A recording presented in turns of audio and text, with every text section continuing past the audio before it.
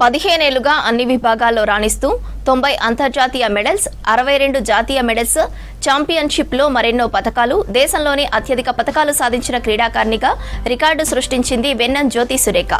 AP విజయవాడకు చెందిన ఈ క్రీడాకారిణి 2028 లాస్ ఏంజల్స్లో జరగనున్న ఒలింపిక్స్లో బంగారు పతకమే లక్ష్యంగా ట్రైన్ అవుతోంది.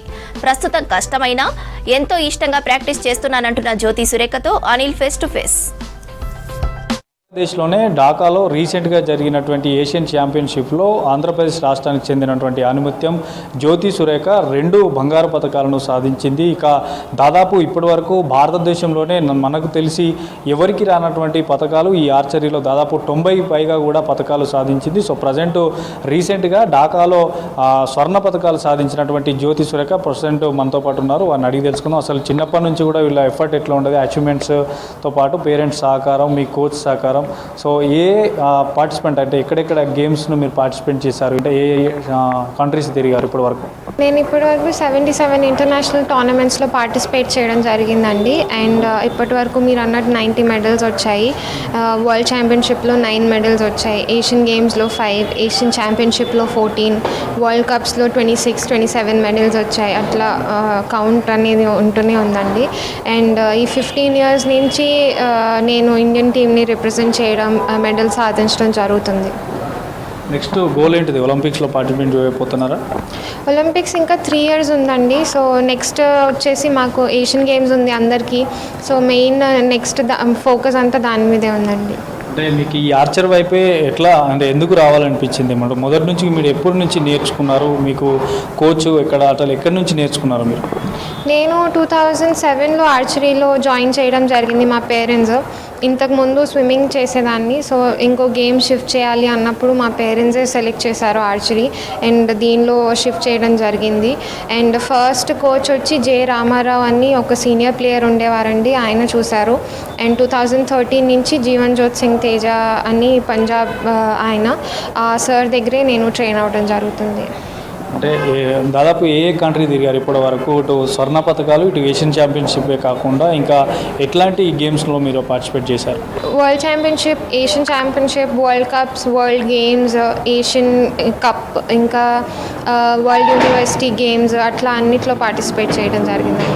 ఎట్లా ఉంటుంది అంటే ఆర్చరీకి సంబంధించి మీలాంటి మహిళలు బయటికి రావాలంటేనే, పోవాలంటే కొంత పేరెంట్స్ సపోర్ట్ ఉండకపోవచ్చు. సో మీ పేరెంట్స్ సహకారం మీకు మొదలైనప్పటి నుంచి, మీరు డే 1 నుండి కూడా ఇప్పటివరకు ఎట్లా ఉన్నది? నాకన్నా కూడా మా పేరెంట్స్ గోల్ అండి, స్పోర్ట్స్లో తీసుకురావాలి, స్పోర్ట్స్ ఏదన్నా సాధించాలి అనేది. అండ్ వాళ్ళకి ఆ గోల్ ఉంది కాబట్టి నన్ను స్పోర్ట్స్లో కూడా జాయిన్ చేయడం జరిగింది. అండ్ వాళ్ళ సపోర్ట్ లేకుండా అయితే నేను ఇంతవరకు రాగలను అనేది అట్లా ఊహించుకోలేనండి. అండ్ వివిధ కంట్రీలో డిఫరెంట్ కంట్రీస్లో మీరు వెళ్ళి పార్టిసిపేట్ చేస్తూ ఉంటారు. సో అక్కడ ప్లేయర్స్ మీకు కోఆర్డినేషన్ ఎట్లా ఉండేది, ఎట్లా బాగుంటుందా? అంతా బాగానే ఉంటుందండి, ఫ్రెండ్లీ అట్మాస్ఫియర్ ఉంటుంది. లైక్ ఆన్ ఫీల్డ్ ఏమన్నా ఇది ఉన్నా సరే, ఆఫ్ ద ఫీల్డ్ అనే ఏ డిఫరెన్స్ అనేది కూడా ఉండదు. అండ్ మీ ఫ్రెండ్స్ సపోర్ట్ కూడా ఎట్లుంటుంది? అంటే మీకు ఇప్పటివరకు మీకు ఆంధ్రప్రదేశ్ రాష్ట్రంతో పాటు దేశంలో చాలా తిరిగి ఉంటారు, మీకు చిన్నప్పటి నుంచి ఉన్న మిత్రులు ఇప్పటి వరకు. సో ఎట్లా ఫీల్ అవుతున్నారు? నేను ఫస్ట్ ఇండియన్ టీంలోకి వచ్చినప్పుడు నేనే చిన్నదాన్నండి, అందరూ సీనియర్ ప్లేయర్స్ ఉన్నారు. సో నేను సీనియర్ ప్లేయర్స్, జూనియర్ ప్లేయర్ అనే డిఫరెన్స్ అయితే ఎప్పుడు చూపించడం నేనైతే చూడలేదండి. వాళ్ళు చాలా సపోర్ట్ చేసేవారు. అండ్ అందరూ ఇంత మంచిగా సపోర్ట్ చేయడం వల్లే నేను ఈ స్టేజ్కి అయితే వచ్చాను అనుకుంటున్నాను. అంటే ఎక్కువగా మీకు స్పోర్ట్స్ అథారిటీ ఆఫ్ స్టేట్ నుండి ఉంటుందా, తర్వాత స్పోర్ట్స్ అథారిటీ ఆఫ్ ఇండియా నుంచి ఎట్లా ఉండేది సహకారం? మీరు చూసుకుంటే సాయి తరపున చాలా స్కీమ్స్ వచ్చాయండి. ఇప్పుడు కొత్త యంగ్ ఆస్పైరింగ్ అథ్లీట్స్కి ఎవరైనా ఉంటే ఖేలో ఇండియా కానివ్వండి, లేదు టాప్ స్కీమ్ ఒలింపిక్ పోడియం కింద తీసుకున్నారు. And support infrastructure, equipment wise కానీ ఏదన్నా కావాలన్నా వాళ్ళు ఎప్పుడూ ముందే ఉంటారు.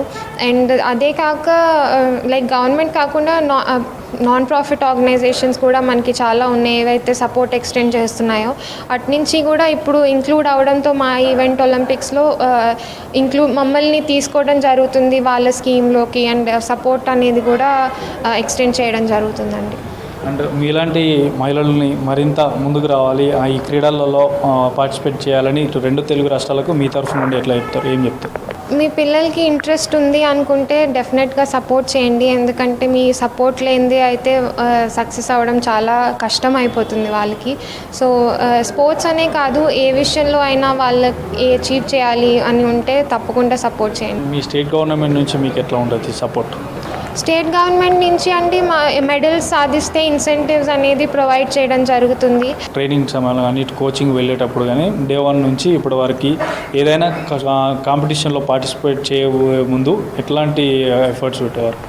అంటే మాకు టోర్నమెంట్కి వెళ్ళే ముందు నేషనల్ క్యాంప్ అనేది కండక్ట్ చేయడం జరుగుతుంది. సో అక్కడ క్యాంప్లో ఉన్నప్పుడు morning practice, evening practice, physical training అన్నీ అందరికీ నార్మల్గానే ఉంటుందండి.